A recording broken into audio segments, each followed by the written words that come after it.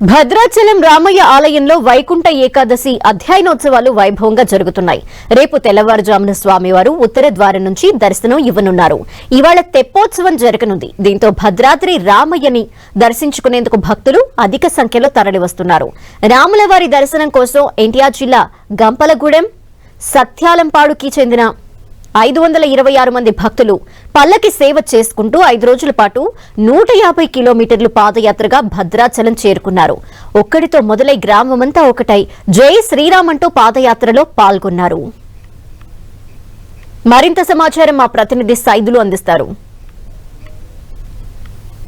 భద్రాచల పుణ్యక్షేత్రం ఆధ్యాత్మిక శోభను సంతరించుకుంది. ఒకటి కాదు, రెండు కాదు, 5 రోజులుగా 500 మంది రామ భక్తులు పెద్ద ఎత్తున పాదయాత్ర చేసుకుంటూ ఆంధ్రప్రదేశ్ గంపలగూడెం మండలం సత్యాలపాడు గ్రామం నుంచి పెద్ద ఎత్తున కూడా భక్తులు శ్రీరాముని సేవను చేసుకుంటూ పల్లకి సేవను చేసుకుంటూ కూడా పెద్ద ఎత్తున పాదయాత్ర చేస్తున్న పరిస్థితి ఉంది.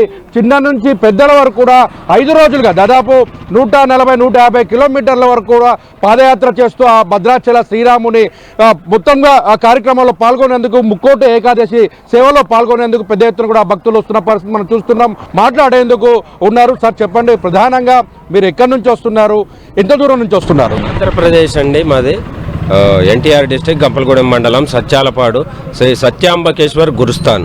ఈ గురుస్థాన్ స్థాపించి ఒక 20 సంవత్సరాలైంది. సామూహికంగా అంతకుముందు నేను ఒక్కడినే వచ్చేవాడిని.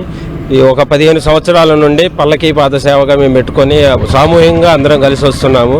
ఇన్ని సంవత్సరాల కంటే ఈ సంవత్సరం అధికంగా 526 మందితో పిల్లలు, పెద్దలు, ముసలివారు, అన్ని వయసుల వారు ఉన్నారు. 5 రోజుల నుంచి చేస్తూ ఉన్నాము. బయట పదార్థాలు మేమేమీ స్వీకరించము. సమస్తం మనమే సమకూరుస్తాము. దీనికి 4 ట్రాక్టర్లు, ఒక మంచినీళ్ళతో సహా మనమే చూస్తామన్నమాట.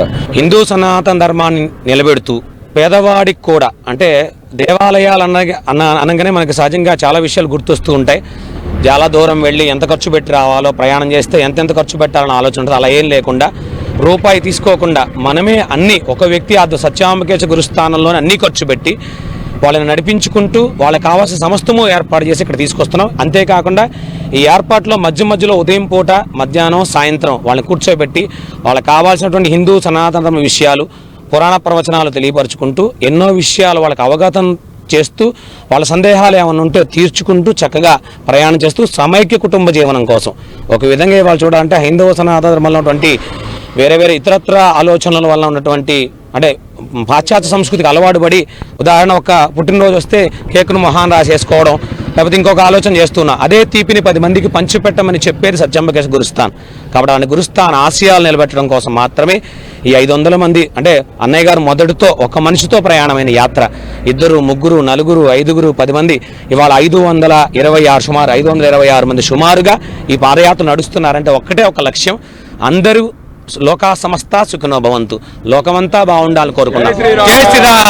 అమ్మ చెప్పండి, మహిళలుగా ఉన్నారు, ఇబ్బందులు ఉంటాయి, అయినా కూడా శ్రీరాముడితో నడుచుకుంటూ వస్తున్న పరిస్థితి ఎలా అనిపిస్తుంది మీకు? చాలా హ్యాపీగా ఉంది. ఇలా అంటే అందరూ కూడా ఒక కలిసికట్టుగా ఒకే మాట మీద అందరూ ఒకే బాటలో నడవడం, ఏదైతే ఆయన చెప్పారో అది మాత్రమే పాటిస్తూ ఇంకా పక్కన ఇతరత్ర విషయాలన్నింటినీ కూడా మర్చిపోయి రావడం కూడా చాలా సంతోషంగా ఉంటుంది. మాకు కూడా చాలా ఆనందంగా ఉంటుంది. ఏదైనా అడ్డున్నా కూడా మేము దానికి తగు ఏర్పాటు చేసుకొని మేము రావడానికి ప్రయత్నం చేస్తూ ఉంటాం ప్రతి సంవత్సరం కూడా.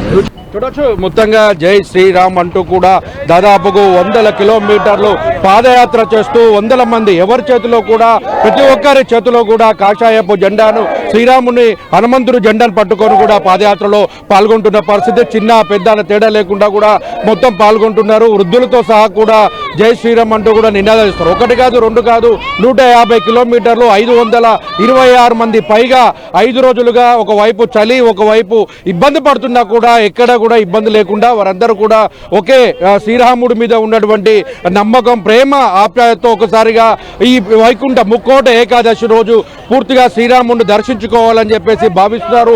శ్రీరాముని పల్లకి సేవను తీసుకొస్తూ కూడా పెద్ద ఎత్తున వీరందరూ కూడా పాల్గొంటున్నారు. మహిళలు, వృద్ధులు అందరూ చిన్న పెద్ద తేడా లేకుండా కూడా మొత్తం 526 మంది ఒక్కడితో స్టార్ట్ అయ్యి 526 మంది పైగా పాదయాత్ర చేసుకుంటూ వస్తున్న పరిస్థితి. ఈ 5 రోజులు కూడా వీరంతా కూడా నియమనిష్టలు పాటిస్తూ ఆ జై శ్రీరామ్ అంటూ కూడా శ్రీరాముడి సేవను తరిస్తూ కూడా కార్యక్రమాల్లో పాల్గొంటున్న పరిస్థితి ఉంది.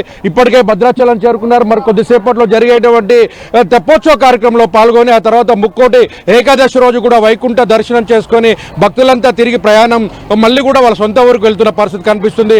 ఏదేమైనప్పుడు కూడా జై శ్రీరామ్ అంటూ కూడా భద్రాచలం మొత్తం ఆధ్యాత్మిక శోభను సంతరించుకుంది. భక్తులు పెద్ద ఎత్తున కూడా తరలి వస్తున్నారు. కెమెరామెన్ విజయ్తో సైదులు, 10 టీవీ, భద్రాచలం.